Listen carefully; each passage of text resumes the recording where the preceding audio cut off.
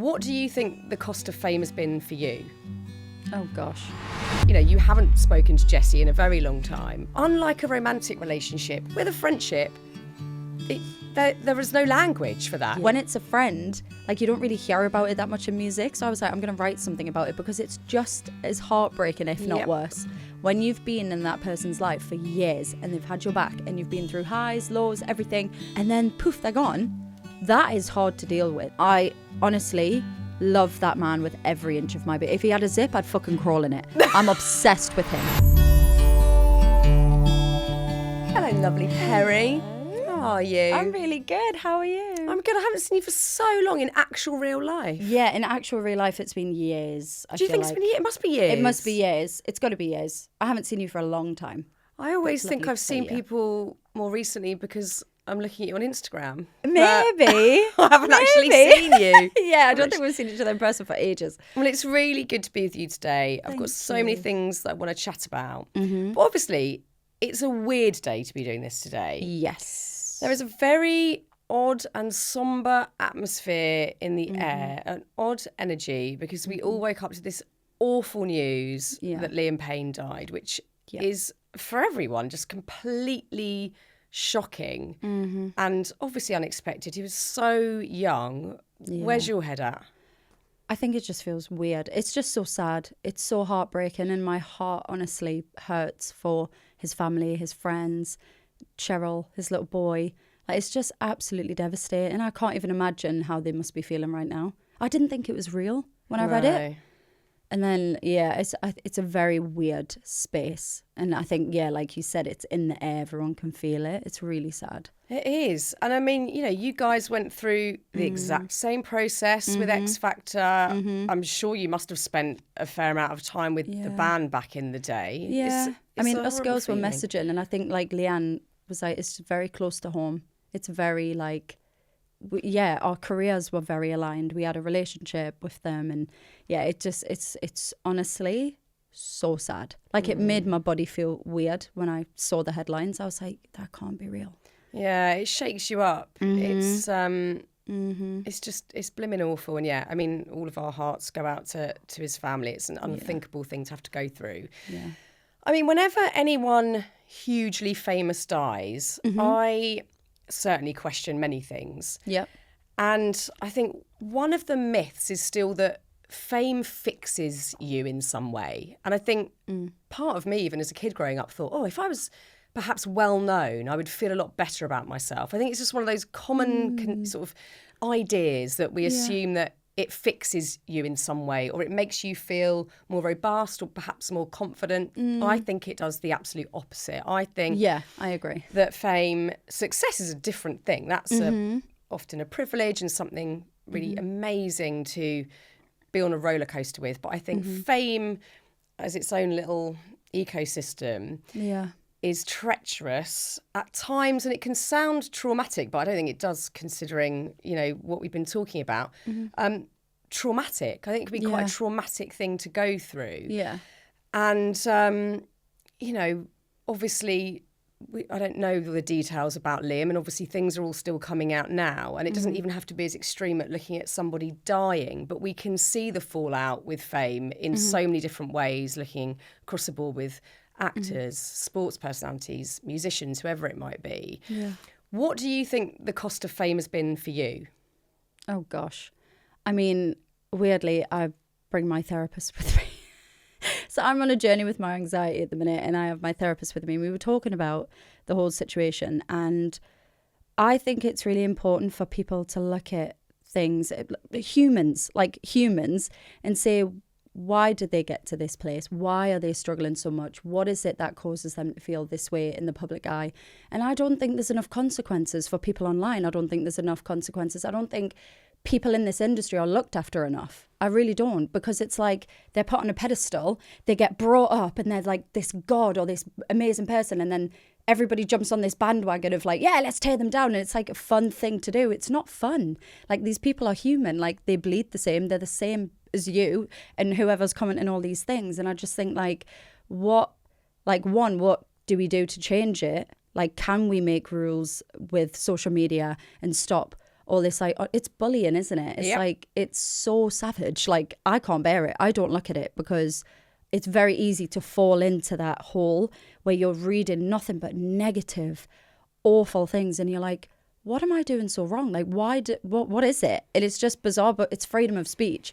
But then at the same time, they're hurting people. So it's really, I think it's a really hard thing. And I think, like you said, success is completely different to fame.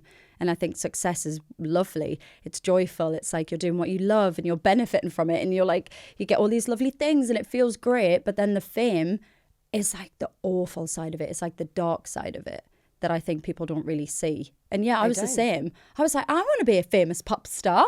I want to sign autographs and everybody know who I am. And I want to be a household name. But you don't think of the things that come with that. And it's hard and it's really intense. But I think that's why I try and surround myself with as many people as I can that just make me feel good when I'm feeling crap.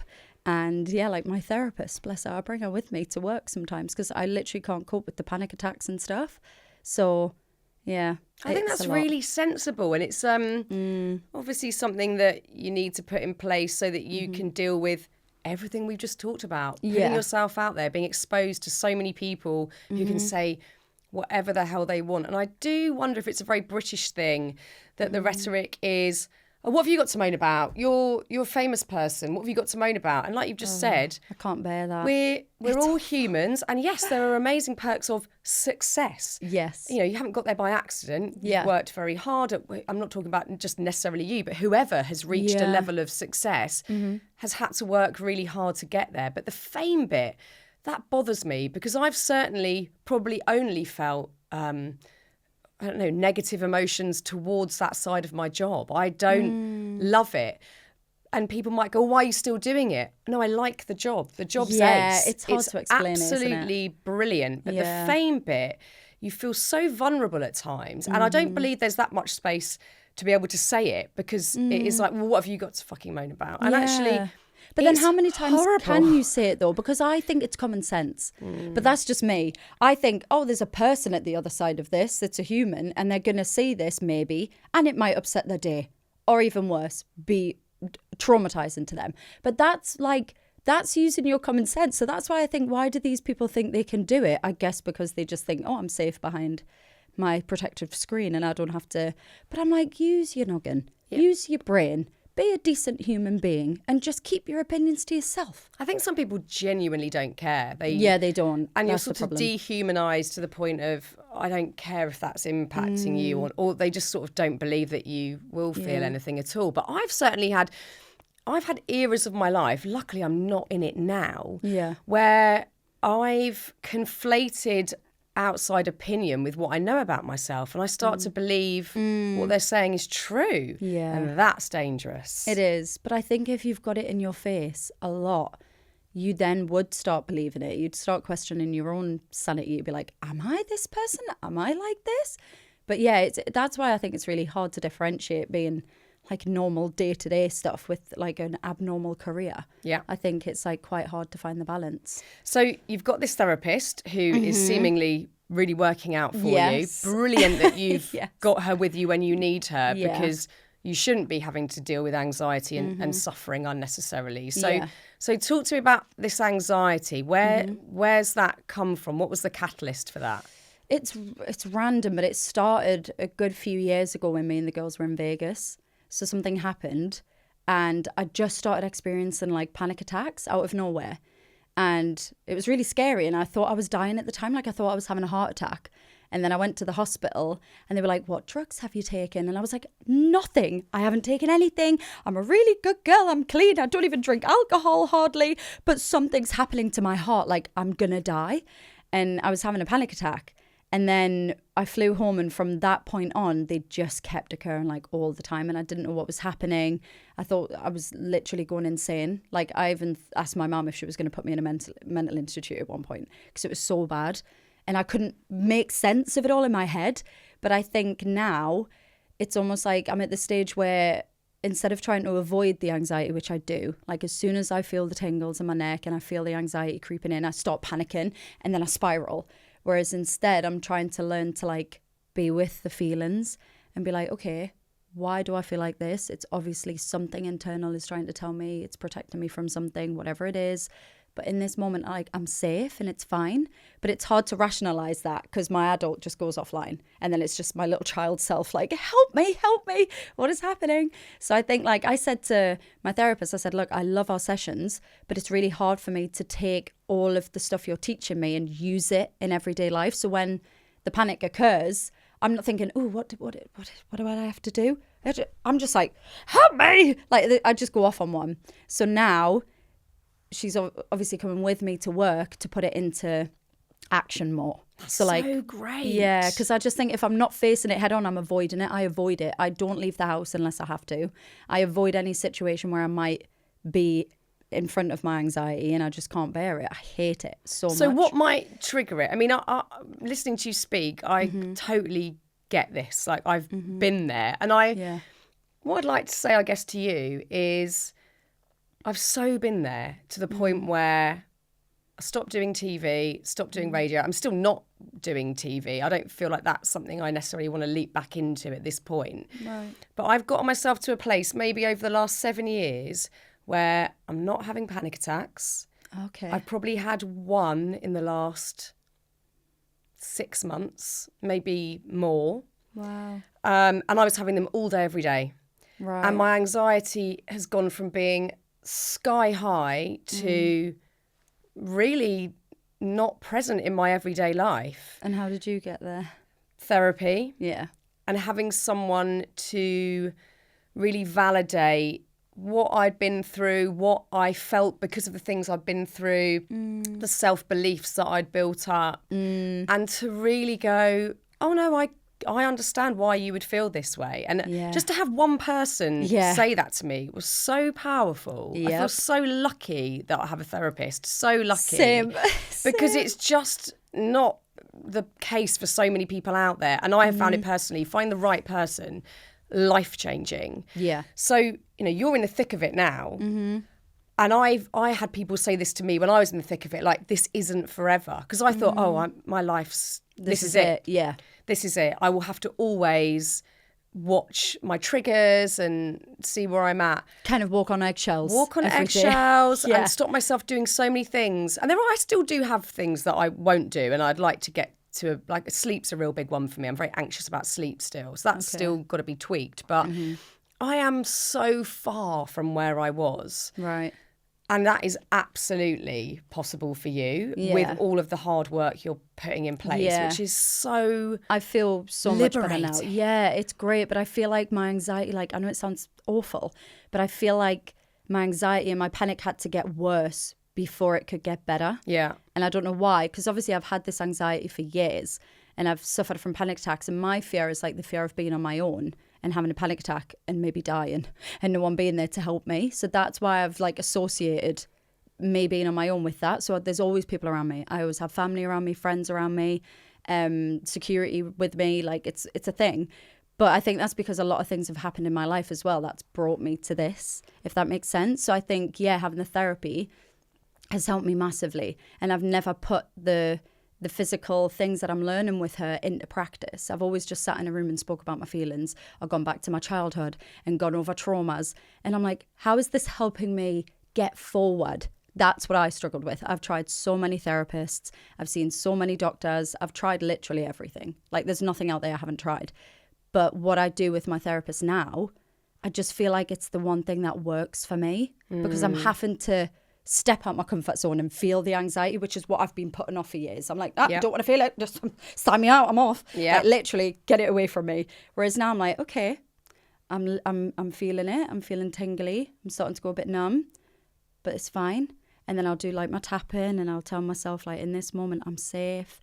And, like, I love a bit of reishi chocolate. Don't get me wrong. It's lovely. Same. I love a healthy mushroom. And I just think all these things I'm doing with her, and, like, lifestyle changes and changing my diet and changing my outlook on things, and, like, there's just so much. I can't even fit it into one podcast, but there's so much I've learned from her, and I'm so, like, appreciative of it.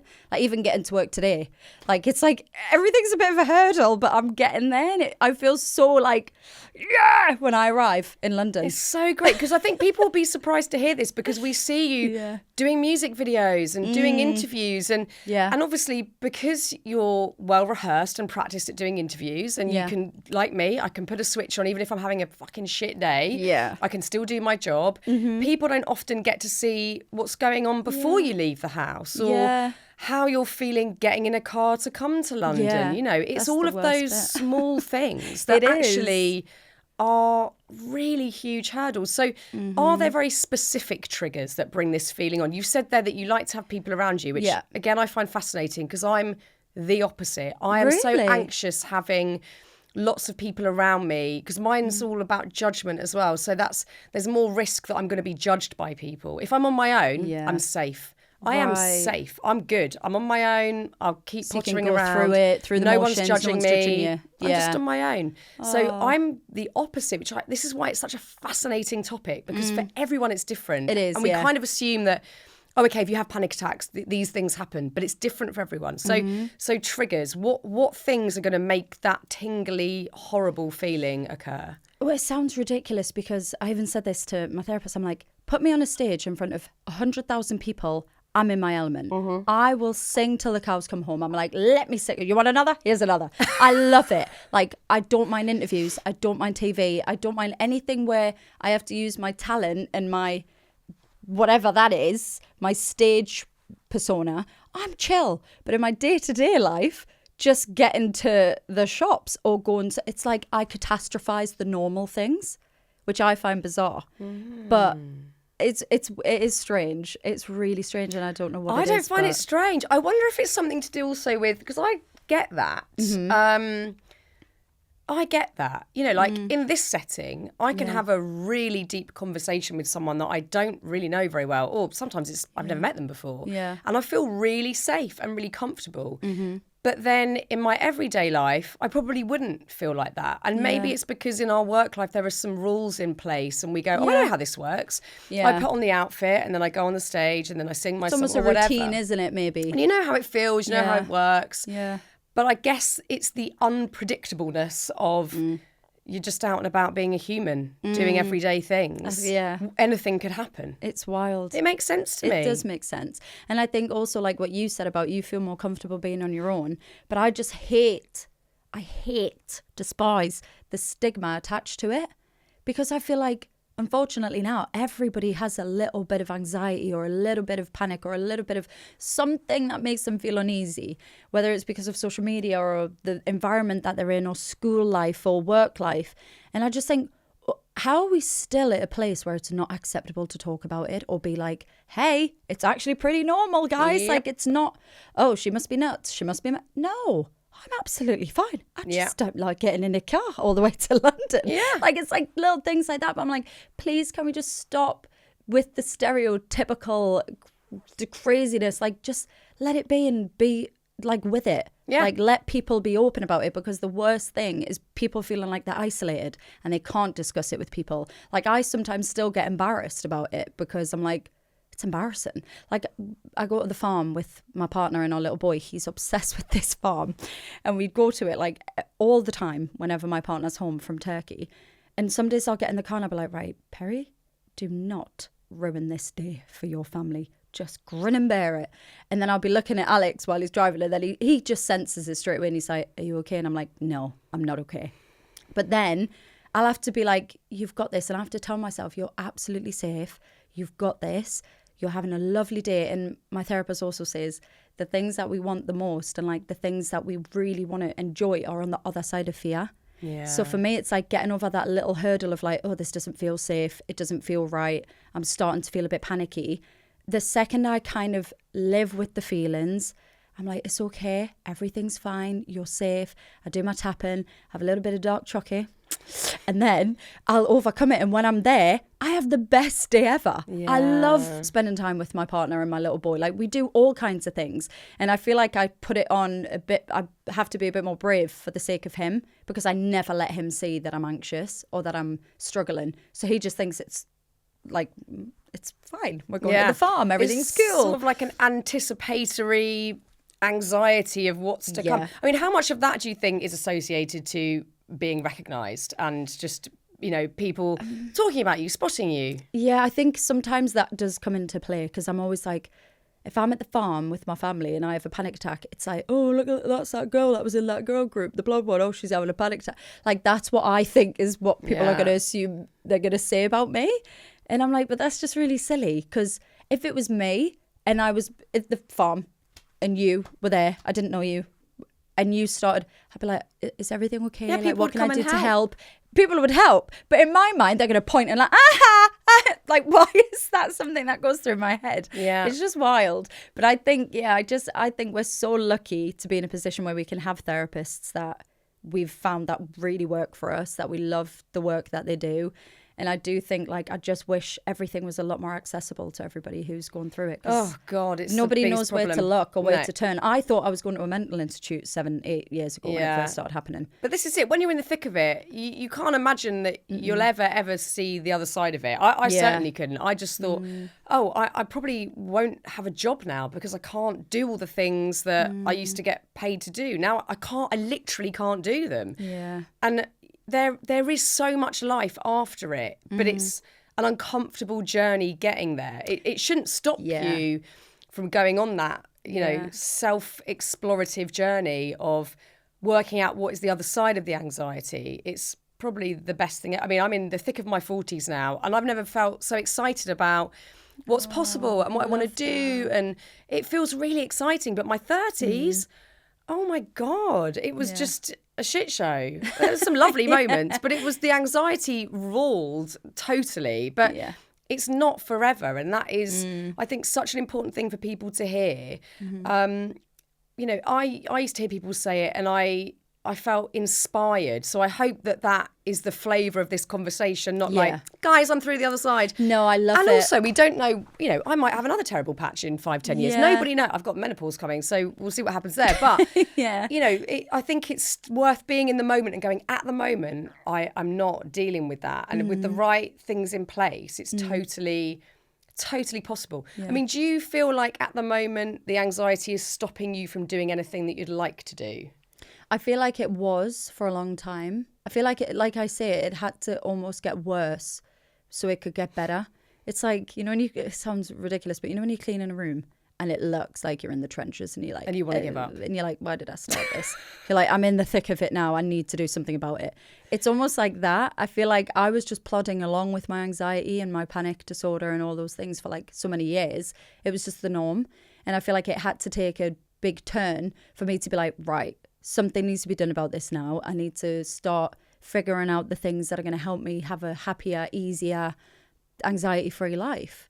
And I think that's where I'm at now. So I feel more hopeful now than I was years ago because I can see how the right therapy and the right tactics and the right help can actually progress your life and you can actually get there. So I think it's like just having that little glimmer of hope so you don't feel like you're just there stuck in the trenches on your own, isolated. And you just see those little markers of progress. It's really and it doesn't happen overnight, does it? It takes a while, but like you said, it's like you've got to go through the thick of it first. It's like you've got to almost feel the uncomfortableness and be totally in like, oh, like this does not, because of course everyone would rather avoid that. But I think feeling it and then not being scared of it is like the key. And like you say, normalising it. Just like, this is happening to millions of people all over the world. Like Matt Haig today put something on Instagram saying, oh, hey guys, I've just not been feeling great recently. Like nothing to worry about, nothing like massively dramatic, but I'm just not mentally been feeling well. And I want to say that so that we just normalise this. That I love everybody has the propensity to have a day or a month or even a year where they feel really off and that is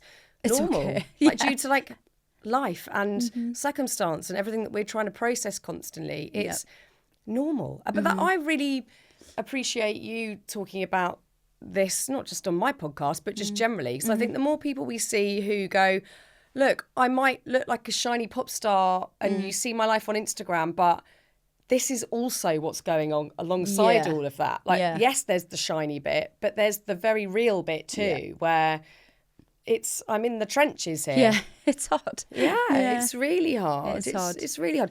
And then so approaching your solo career now, which you're really establishing beautifully, how does that feel in terms of your mental health, because it's a big change. It's a new chapter. You're out there on your own. Yeah. You are like the sole custodian of everything you put out there, and you're responsible for all of it. Does that feel daunting, exciting? Yeah, it was like, I almost wish I could go back to the point where I was in the studio and I was making music and I was like, this is so exciting. What's going to come of it? Like, who knows what's around the corner? It was almost like the fear of the unknown I hate, but also the excitement was like, oh, it was the build-up, it was the suspense, the anticipation.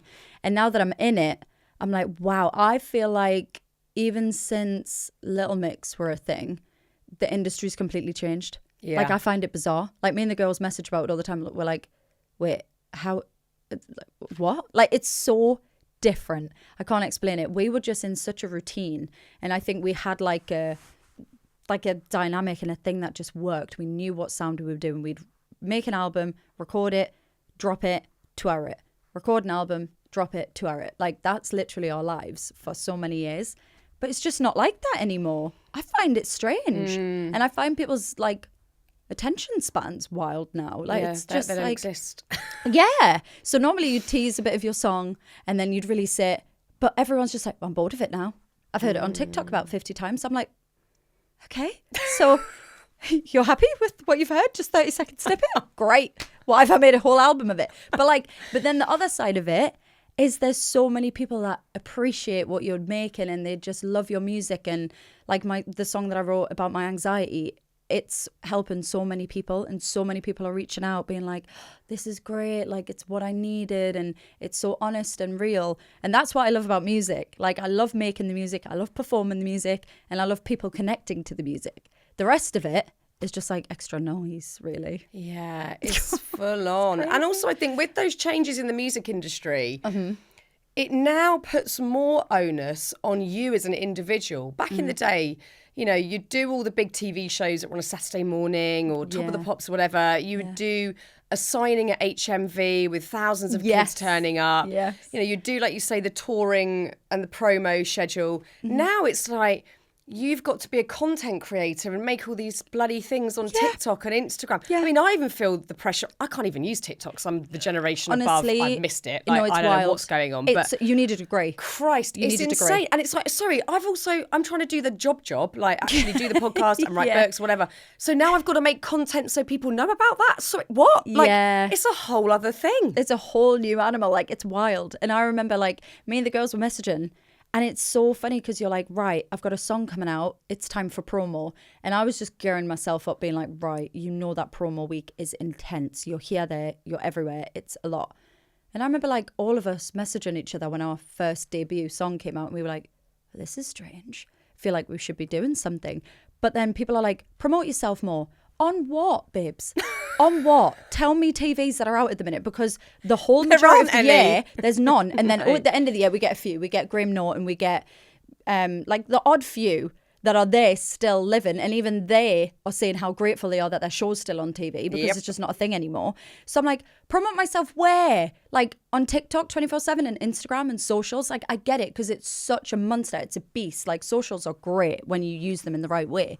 But I'm like, but I want to do a performance somewhere. I want to sing a song. Yeah. I don't know what's going on. No. It's just so, like, it's just weird. And also, I'm not a trained video editor. Yeah. PS. And all of a sudden, so I'm meant bad to at be. socials. I'm so bad at it. Like, my team would be like, can you do this? And I'm like, right, how do I get the sound? And they're like, Perrie, like, go on the trend and then click the sound. And I'm like, but where? Where do I click? So they have to like talk me through it. I'm like a little old lady. I don't know these things. But Little Mix were like renowned for being bad at social media. So now I'm going solo and having to do it all. We're like, what? What do you mean? Do you know what's so lovely is it does seem like you're all really supportive of each other's solo careers. Yeah. And that is so lovely. No, it's so important. Like, we were messaging each other this morning. Like, I'm not, like, with the atmosphere in the air. Like, Leanne was messaging. She was like, I know, I feel like I'm going to cry. Oh, God. It's all right, babe. I'll get you a tissue. It's ridiculous. She was like, in this crazy, like, world that we live in, it's so nice knowing that we always have each other, that, like, if things are going on, because I feel like you can talk to people about it. You can, like, say, oh, I'm having a rough day and this, that and the other. But the thing is with us girls is we just felt it the same. Like, we did everything together. We experienced everything together. God. I'll get you a tissue. I don't know where they are. Our box of tissues. Okay. I just think, like, it's just, like, crazy. And we feel so grateful because not many people understand what it is like. And being at the other side of the phone for each other, like, even, like, recently when I was having my, like, worst times, I messaged Leanne. And she was like, babe, I'll come and see you. Like, I'll come to you. And I'm like, I don't feel good at the minute. Like, I want to see you, but I don't want to come and see you. I don't want to get in the car and drive all the way to your house and la la la. There you go, Thank my babe. you. But, like, she, like, was like, just let me know when you're free and I'll come to you. I'll bring the girls over. Like, we'll have a little play date. And, like, I just love that we're always there for each other. And, like, Jade, like, was having a bit of a rough day today, and, like, she was messaging. I'm like, oh babe, it's shit, but, like, we're here for you. Like, if you need anything, we're here. And it, like, Leanne was like, I just feel so blessed and so grateful that we still have each other. It's so Like, important. It's I mean, wild.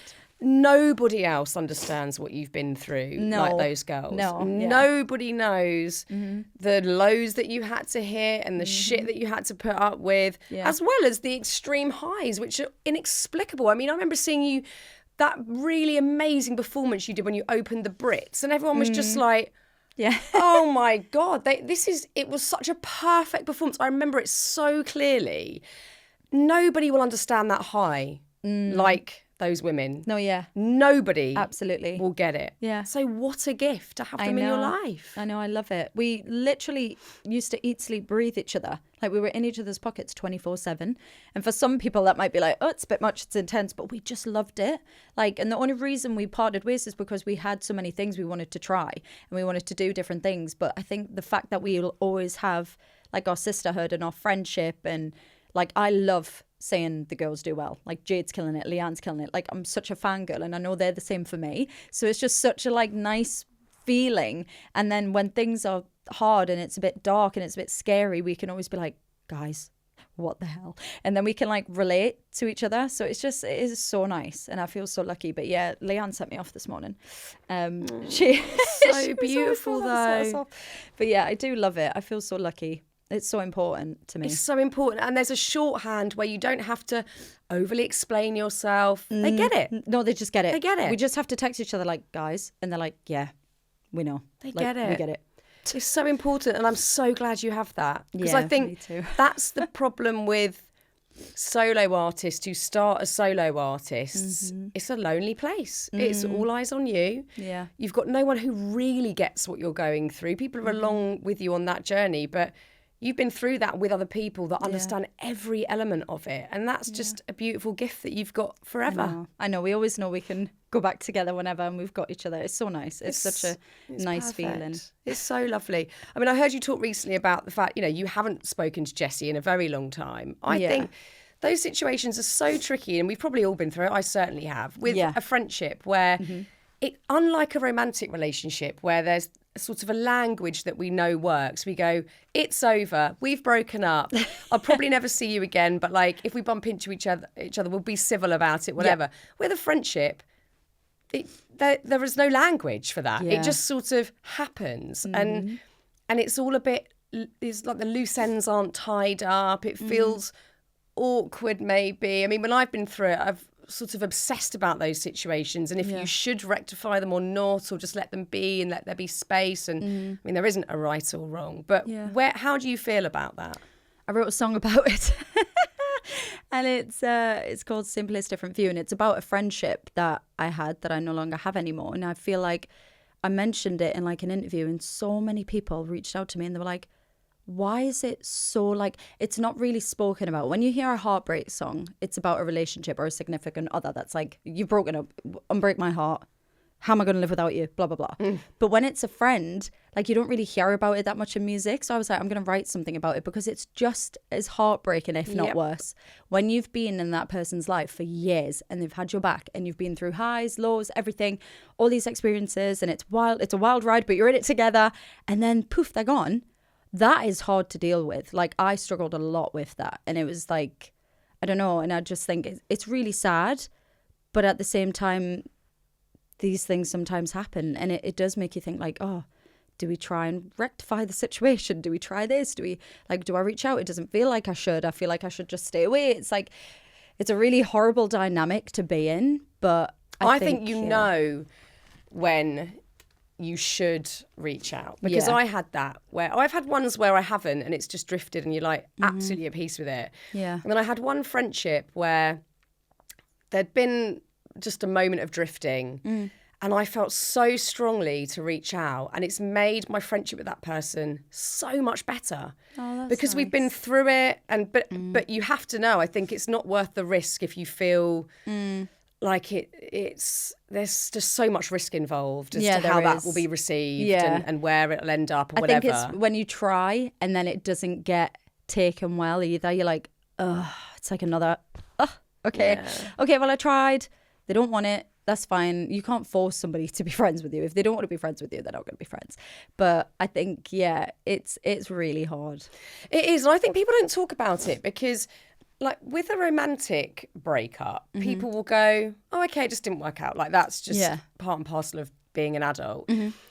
With a friendship breakup, the sort of tone is more, oh God, I wonder what happened there. Like, what went on there for that to happen? It's like it's the same as a romantic breakup. It's just two people weren't aligned anymore, and they're now not friends. It's no different. Yeah, no. But there's all this sort of weird suspicion and speculation. It's like just two people who have drifted, and that's fine. And a lot of people drift as well. Of course, so we many change, people drift. we grow at different rates and experience different things, and it's just such a strange one. Yeah, it is. It's such a strange one. It is strange. And how are you finding, looking back on, in comparison, your career with Little Mix, where, you know, you started off as a teenager, now you're in your 30s, as you say, the industry's changed, but also your life has changed greatly. You have a partner, you have a 3-year-old. When you're in Little Mix, you can just work 24/7 if you want. And I know how those pop bands were worked back in the day. So, and you literally did work 24/7. It was like you're up at 2 for makeup. You're going to 4 countries in a week. Like, it's wild. Yes. I'm imagining you're at a place where you're making choices that work better for you now, because you don't want to be doing 24/7 when you've got a 3-year-old. Yeah. How is that juggle? I mean, I find it fucking impossible sometimes to be a parent and work. It's just wild. It is But wild. how are you coping? I think when I think about it now, if somebody put a Little Mix schedule down in front of me, I'd probably be like, forget it. Like, I ain't doing that. There's no way. I don't think I could. I don't think I physically, mentally could do it. But I think because we were on such a roller coaster of just everything at once, we were just riding it and it felt normal. And even though we look back on it now and we're like, how did we do that? Like, it's wild. We never... Like, we'd go to America and we'd be on a different flight every other day and we'd not sleep and we wouldn't get any rest. And we'd be like, but we have to do it. We have to prove ourselves. We're a girl band and we're not taken seriously until we do. And it was like, we felt like we couldn't take our foot off the gas, because then people would be like, told you girl bands don't work. And we were like so adamant that we were going to prove everybody wrong. I think it was like the fire in our bellies and the hunger that we had that just kept like our adrenaline going. But I think now, stepping back, Leanne's got 2 babies. I've got a 3-year-old. And I think it just puts life into perspective, and you just see things from a different... Like, I don't see the world the same anymore. And I don't think I need to run myself into the ground to prove a point. I'm just making music because I love it. I love singing. Nothing other than my son and my partner, nothing brings me that feeling of joy in my tummy that warms my soul like singing does. So I'm like, I'm doing this for the love of singing. I'm doing it because it makes me happy and it's exciting and it's thrilling and I love performing. But I also want to be a mom, and that's so important to me. And that's why I probably spent like the first 2 years of Axel's life being like, I don't really even want to talk about anything other than making music. So I started slowly making music, being in the studio. My partner built a studio in the house, which was incredible. So I felt like I wasn't far from Axel. I was still doing bedtime, bath time. I didn't have the mum guilt, but I still get it now. Like, he'll be like, Mama, you picked me up from nursery? And I'm like, oh, Mummy's at work. And he's like, why you have to work? And I'm like, because Mummy has to work, because Mummy needs money to buy you things and clothes and all these things. It's very important that Mummy and Daddy have to work. And he's like, okay, you buy me presents? I'm like, sure. Like, whatever makes you happy with it. He's sussed it out already. Yeah, he's like, okay. He's like, cool, you buy me some bath bombs? Yeah, I'm he's like, like, whatever you want. I've made this work for me, haven't I? Yeah, I'm just going to so get Mum like, to buy me stuff, yeah. Yeah, so he goes with it now, and it is hard and it's awful, and I hate saying goodbye to him and I hate like being away from him, but at the same time, I'm still me, and I still want to have my thing, which is singing and my passion, as well as being a mum. So I think, yes, the dynamic is different to what it would have been in Little Mix, but it's a better dynamic for me right now and where I'm at in my life. I needed balance. I can't do all one or the other. It needs to be a nice weighing scale. It's such an interesting one because, and it's very obvious what I'm about to say, but women are so much more harshly judged about making a decision like that. Oh, yeah. We're very lucky that we both love our job. So actually passion comes into it. We're choosing on paper to, like right now, my kids broke up for half term unbelievably yesterday. So I'm choosing on paper today to follow my passion as well as having a job. And that's something that I feel as a woman with my grandparents, my nans didn't get to go to work. So I feel really strongly that I want to follow my path, my vocation, but passion comes into it. I'm choosing my passion for this hour over spending time with my kids. And it's never as clear cut as, that's what I'm choosing today. There's always going to be those feelings and those pulls of, oh God, I feel like I'm missing that, and trying to get the balance. But the judgment is huge. Crazy. Nobody questions your partner going off to play football, my partner going off to do whatever. No one questions that. Oh, they're choosing to do that over being with their children. Very rarely are they judged for that. Yeah. And that's something that still irks me greatly. And often, probably all of the time, it's women making those judgments. It's not men going, well, why is she not with her kid? It's other women who are doing it. I think women can be, sadly, incredibly cruel to other women. And, you and I have probably had those judgments about people over the years. I don't know. I'm sure we've all done it subconsciously. But I think that level of judgment still stops so many of us going, is it okay for me to do this thing that I really want to do, that I really want to follow? Yeah. It's a tough one. Yeah, it is hard. You're right. Women do have it worse, for sure, because it's the mum guilt. It's a thing that society's kind of told us that it's not okay to do. You should be at home with your children. You shouldn't be leaving them. But at the same time, we're in this position where we can work, which is great. But I do hate the double standards thing. Oh, it's wild. I do hate it. In a heteronormative partnership with kids, if the dad goes to work the day after the kid's born, no one bats an eyelid. Do you know what really bugs me? Go on, hit me. Oh, my biggest pet peeve is if we leave the kids aside, okay, whatever, we get judged, it's a different thing.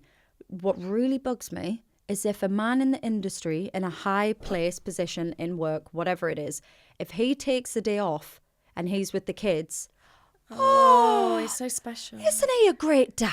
Isn't he amazing? Oh, he's so hands-on with the kids. And he's missed the phrase hands-on dad can what? fuck right off. I'm like, what are you on about? Who has ever said you're such a hands-on mum? No one in the history of humans. Because we have to be. Because we bloody are. Yeah, because we are. Because we have to be. We don't get the choice. It's like we've been made to, that's your role, that's that role. I can't. But I can't bear it. I'm like, what? Where it, like, if I wanted to stay at home with Axel because he's poorly, would all the men on the Zoom call be, you're such a great mum? No, they wouldn't. They'd be like, why the hell aren't you at work? Get your ass out of the house and get to work. Yeah. But when it's a man, it's like double standards yet again. And it really gets on my nerves. Yeah, I get that one. Why are we still doing this in this day and age? What is going on? I mean, there are certain countries, and I don't want to state one because I'll get it wrong. I'm just going to throw out Sweden because they always seem to get things right.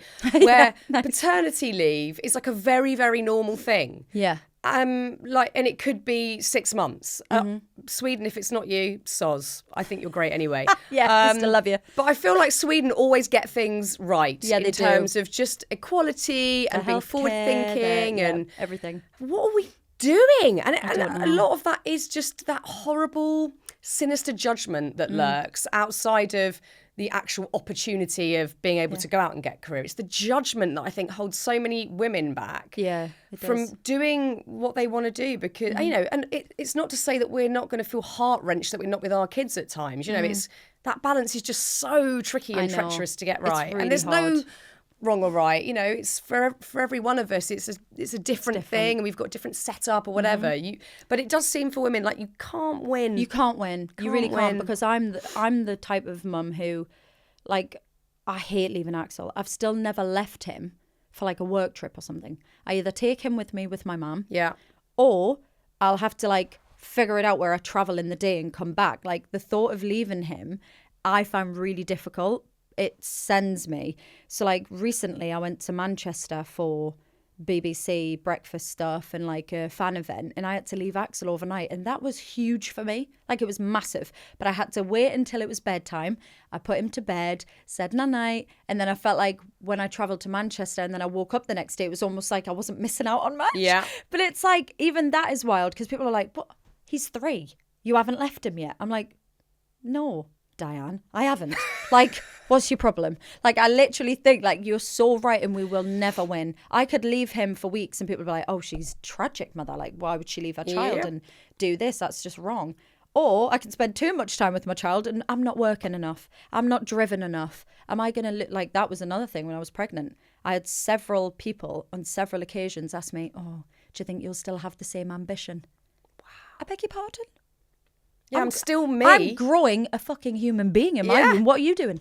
Like, what are you doing? Because yes, I'm going to be ambitious. Of course I'm going to be ambitious. I'm going to be even more ambitious because I want to give my child an incredible life. And I want to prove to everybody who thinks I can't now that I've had a child that I can't do I can do it. Yes. Like, what is that? Do you lose ambition when you lose at golf? Yeah, exactly. Like, fuck off. Fuck Do you know what I off. mean? Piss off. Piss Just the fuck bugs off. me. It's so annoying. I so hear you. I really needed to have this rant, chat. Yeah, I could rant about it all day, but that's the thing. It's not even ranting. We're just talking facts, straight facts. It's straight facts. Sadly, we can't win. We're Can't win. screwed. We are. So we've just got to do What makes works for us us? happy. What makes us happy? Yeah. That's all you can If do. you've got the balance and you feel good, you do you, hun. I think it is that's the important. absolute answer to so many of our queries. Like, we had this chat with Olivia Atwood on the podcast very recently, and a lot of it was around cosmetic surgery and again the judgment around it, and should you or shouldn't you, and if you do, what does it mean? And the outcome again, the solid conclusion is, do what makes you happy. Do what makes like you if feel it good. makes you feel good, then what has it got to do with anyone else? Yeah. And if you don't want to do it, age quietly, not quietly, actually age loudly, like I am. Age gracefully, naturally, do what you want, do what you want, whatever. and be really happy about it, and have your little 11 lines, and everyone can fuck off. Yeah. Like, just do you. That's Yeah, all we can do. It's so true. That's all we can do. I think it takes the heat off everything. And I don't know if you think that helps your anxiety, especially in the role that you're in where everything is scrutinised and everything is judged, that actually you can never really win. Like, I think the hardest lesson I've had to learn over the last nearly 3 decades of, being in the public eye over the years is that you cannot get everybody to like you. No. It is futile. And I've really tried. And it's impossible. There'll always be people that just don't get you, and that's fine. It shouldn't mean anything about who you are as a person to yourself. But that's a hard one. Like, where are you at with that? Have you found peace with that? Yeah, I think I've had to, doing the solo thing. Because I think when you're in a group, there's 4 of you or 3 of you, and there's a dynamic, and it's like, well, I like that one, and I don't like whatever. It's like fine. you're a bag of sweets. Yeah. I like that one. Yeah, I like that one. She's my favourite. Yeah. But it's like, okay. But then when you're solo, it's like I have found that I've been trying to people please a lot. And I'm like, I want to make my label happy. I want to follow their judgment because I trust their judgment in that they've been doing it for years. And I'm new and I'm fresh out of the gate. And I'm like a solo artist now. And I'm putting so much faith and trust in people. But I'm also reading the online critics and I'm reading my fans' comments. And I do want to people please a lot of the time. That's my thing. I'm like a bit of a people pleaser. But I think, one, being with Alex has helped a lot. In what way? He's so to the point. I honestly love that man with every inch of my being. If he had a zip, I'd fucking crawl in it. I'm obsessed with him. And he has had to teach me to stand up for myself because I'm not good at it. I hate confrontation. I don't want to argue with people. I don't want to even have out the conversation. I just don't want it. I'd rather avoid it. It's like my anxiety. Just pretend it's not there. But he's like, babe, you have to stand up for yourself. You're now a businesswoman. You're now running the show. It's on you. You tell people what you want. What makes you happy? And I'm like, I couldn't. He's like, yes, you can. Let me have the conversation then. I'm like, no, imagine. He's like, let me talk to them for you then. And I'm like, no, I'll do it myself. And I've had to be in situations in meetings and hold my own and be a strong person, which I'm really not good at. It's out of my comfort zone. But being with Alex has helped me so much. He's like, babe, just do it like this. Therapy has helped me so much. I love a shit sandwich. It's my favourite thing. You give them a compliment. Yeah. You big them up. You say, what you do, this is great. And you don't say but, you say and. And the shit bit. I'm noticing the shit. And then you add another little layer on top. It's like, it's a shit sandwich. Yeah. I love it. It's like handling the confrontation. I've had to really work on that, especially being solo now, because I would just be like, Jade, you tell him. Leanne, you say something. And I would just be like, somebody say something. And if I had to step up for the girls, I would. Because I think when you're trying to stand up for other people, you have this like, yes, something comes over you and you're like, I can handle this because it's for them. It's harder to advocate for yourself. Because you just think, people think I'm an arsehole. Again, I think this is a female issue more so, because if your partner was to stand up in a meeting and say, I don't like this, whatever, I'd be like, oh yeah, he's a man, knows what he wants, whatever. Whereas for us, it's like, who does she think she is? Having an opinion or saying a thing. I mean, it's not always like that, but that's, I think, our, inherent fear is that people are going to go, what a fucking bitch. Yeah. Because look she thinks she knows everything and she's saying what she wants. And then but I think it's also because we sort of doubt, we've stopped trusting ourselves. And actually, we do know what's best for us. We do know what we want. But how brilliant that he's such a great encourager. I love it. It's so good. I love that you're obsessed with him. I am. I honestly just stare at him sometimes and I think, God, I hope he loves me how I love him. Like, it's wild. I'm obsessed with him. Have you seen Nobody Wants This on Netflix? No, not yet.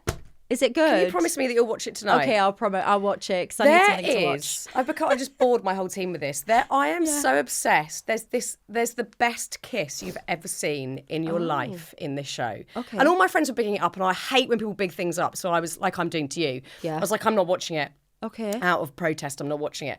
And I thought, I'll watch episode 1. And I was like, okay, I quite like it. Episode 2, I was like, really? This kiss is so excellent in every way. I don't want to ruin it for you, but you will love it. Okay. Do you remember your first kiss with your partner? Yes. Was it amazing? I just remember it being like, that feeling.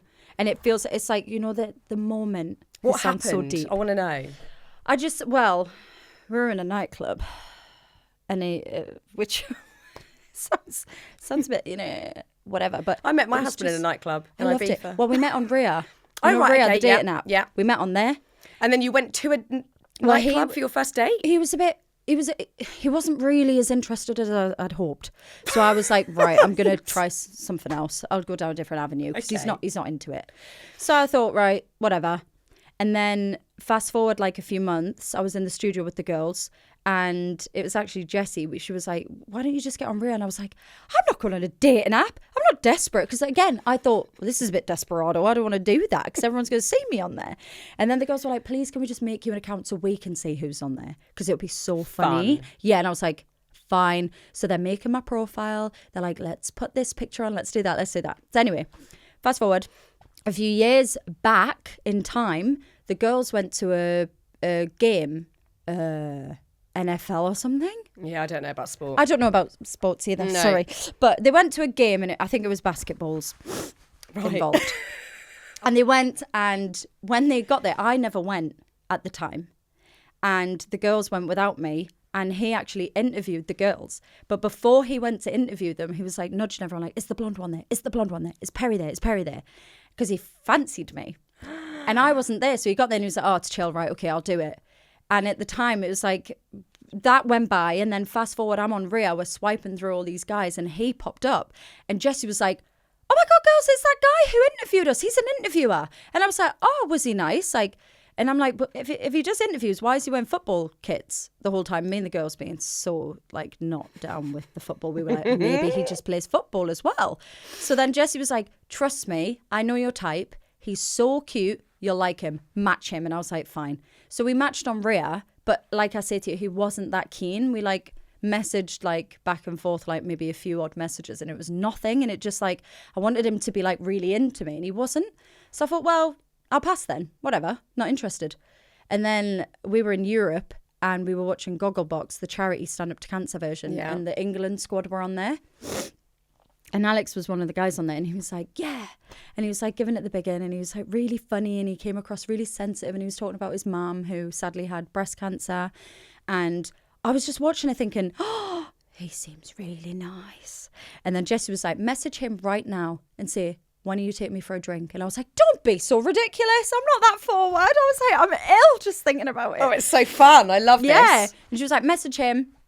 Say, when are you going to take me for a drink? And I was like, really? Do you think I should? She was That's like, really hot. Yeah, when are you going to take me for a drink? Yeah. Like, do you want to take me for a drink? When should we go? Like, when are you going to take me out? And I text him as we were taking off.